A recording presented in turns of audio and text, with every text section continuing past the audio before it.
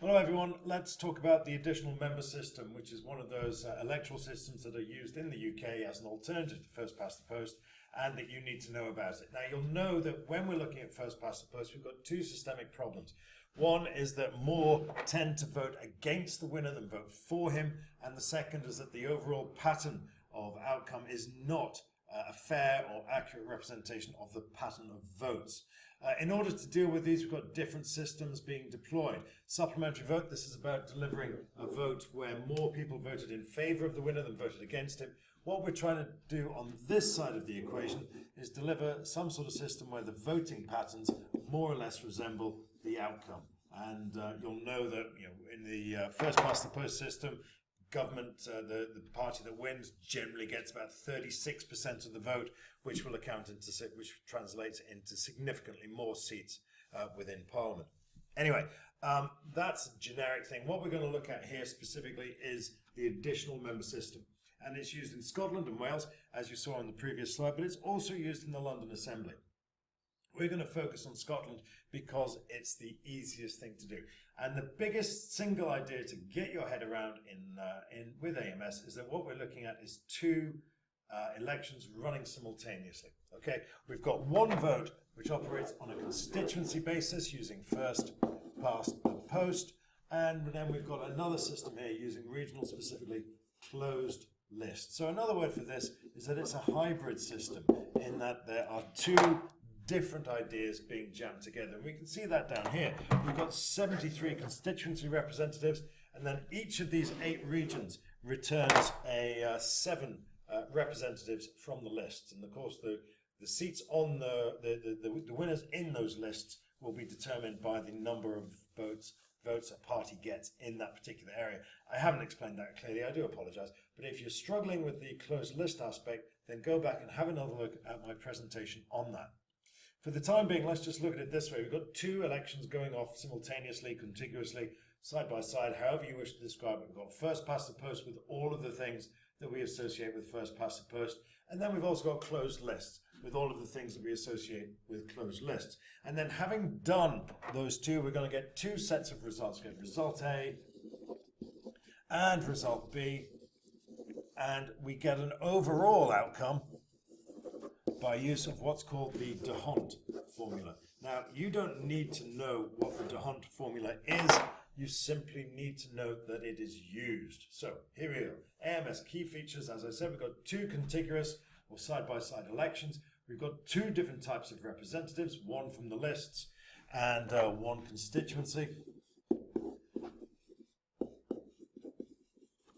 And we've got 2 votes, 1 lists, what's going on here? 2 lists, one constituency, 1 list, 2 votes, sorry, 1 constituency, 1 list. And then we've got that aggregation process, bringing it all together, that is run by the DeHaan formula. Good, that's what I meant to do earlier. So let's have a look at how this changes the outcome. Overall majorities are the exception rather than the rule. Well, you'd expect that if the votes are, of course, proportionate. So we've got a proportionate system. It's very rare that one party wins more than 50% of the votes, and so it should consequently be very rare that one party will have more than 50% of the seats. This tends to lead to coalition or minority governments, and we'll see that in Scotland, and that in itself means that we often have what we call consensus government, but we'll talk about that when we get the chance. We have greater representation for parties other than the dominant 2, and your bellwether there is the Greens. Just look at where the Greens get their votes, and that will always give you some idea as to whether or not you're looking at a proportionate system or some other system. And we tend to see fewer wasted votes because, of course, parties will be represented in the lists. Now, it is a more complicated system, and that leads to a higher ratio of spoiled or rejected ballots. You may remember that I said this was used in London. It's used for the London Assembly, and the first time I voted in the London Assembly election, I managed to spoil my ballot paper. I got it wrong. So yes, it is quite complicated. It's also rather opaque. It's not immediately clear to whom your vote has gone. I mean, obviously in your constituency it is clear, because one of the great things about the first past the post system is that it's very clear to see where your vote has gone and whether or not it's worked. However, in the lists, you never quite know to whom your vote accrued. And of course, the other thing with lists and proportionate representation generally is that it does dilute that relationship between the represented and the representative. Whether you like or dislike your MP in first past the post, you've got one representative per constituency, and it's a small constituency. When you're looking at proportional representation, you're looking at larger constituencies with more than one representative, and that just dilutes it. You've got 350 people represented by 350,000, represented by 8 MPs. That's different from having 50,000 represented by one MP. And there are two classes. There are two classes of MP, and it was initially feared that having these two classes of MP, of course, one of those being from the list and the other being from the constituency, that there would be a problem with that. It turns out that hasn't been the case. They've been surprisingly grown up about it in the various assemblies, and so perhaps that's a slightly unfounded concern. But it's worth mentioning when you go through it. Now, I'm going to go through the mechanics of the process. Do you need to know this? Absolutely not. You do not need to know how this process works. What you do, of course, need to know is that there are two different types of elections, and they are happening at the same time, and that we get an aggregate feature thanks to the DeHaan formula. Okay, so what do you need to know? As I said, election 1, election 2, aggregate process. So let's have a look at how that actually works. If you don't, well, you don't need to know what's going to happen over the next few slides, but it doesn't hurt if you have some sort of idea of what's going on. So here we go, constituency votes in Scotland. So this is the first election, essentially. We look at this. We have got 73 constituencies out of a total of 129 seats. Okay. And you can see how that works there. The Greens, interestingly, did not compete at a constituency level. They focused all of their energies here for reasons that I hope will become clear as we go through. The Greens were simply not going to win any constituency votes, and so they said, well, what's the point of putting up candidates? And so they left it for the big boys to fight out. And we can see here how that panned out. And these results are entirely as we would expect a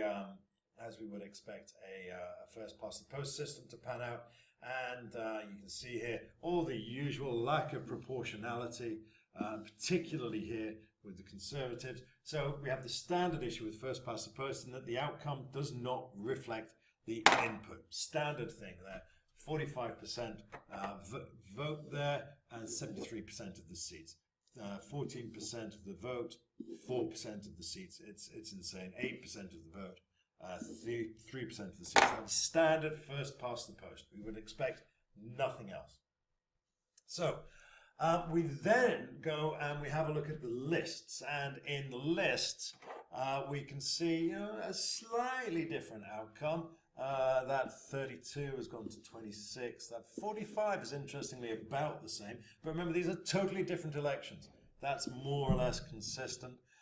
That's slightly different. And then all of the votes there for the Greens concentrated in the list. So what we do now is we've got essentially these two sets of numbers in red. This is the result from the constituency. This is just an overall result from the constituency. And then we've got a different set of results here.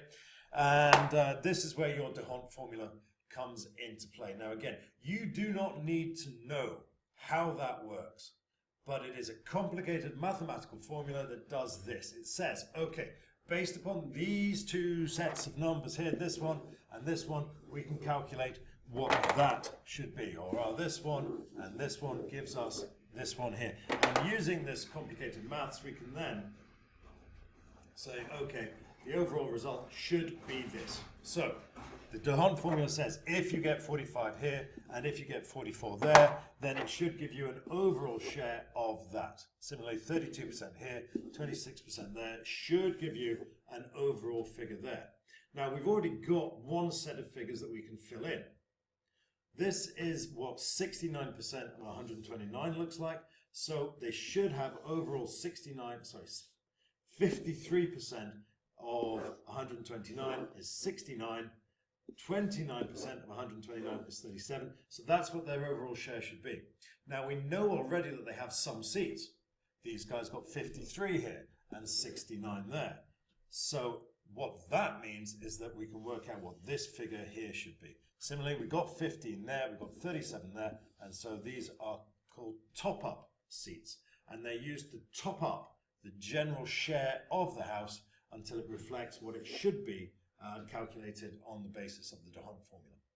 And that it basically gives us this, which means we can reverse engineer all of the other data and come to a happy conclusion, which is this. Hurrah, we're finished. All of the seats are allocated, and we can see here a very thin majority for the SNP, which they probably just about merit if we look at that. Excuse me. If we look at 45% there and 44%, then you can just about work out that that should give them that. Similarly, we've got 32% there and 26% there. You know, it's pretty fair. So is it perfect? Absolutely not. But it's a vast improvement on the first past the post system. This is Scotland through the ages. We can see here that the SNP have got a majority, and that's one of the very, very few occasions where we've seen a majority.